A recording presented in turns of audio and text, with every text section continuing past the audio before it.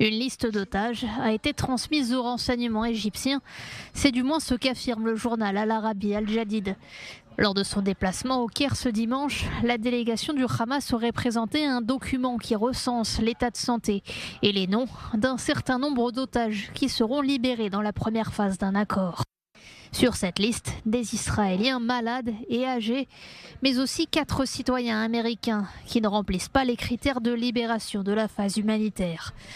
Selon le journal, le Hamas aurait transmis à l'Égypte une liste des prisonniers palestiniens qu'il souhaite voir libérés en échange. L'organisation terroriste aurait accepté une période de transition de 60 jours avec l'entrée de nourriture, de médicaments et de carburant à Gaza. Une semaine après le début du cessez-le-feu, selon ce plan, les otages israéliens éligibles seront libérés. Tsahal devra alors se retirer des zones convenues dès la première phase. Dans un premier temps, du poste frontière de Rafah et de plusieurs positions le long de l'axe Salah ad-Din. Quelques heures après cette publication, Israël dément et parle d'informations incorrectes.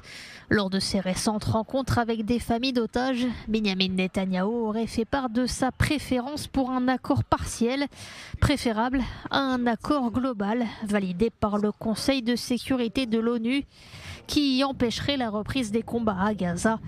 Un accord que Donald Trump lui-même ne serait pas en mesure d'annuler après son investiture.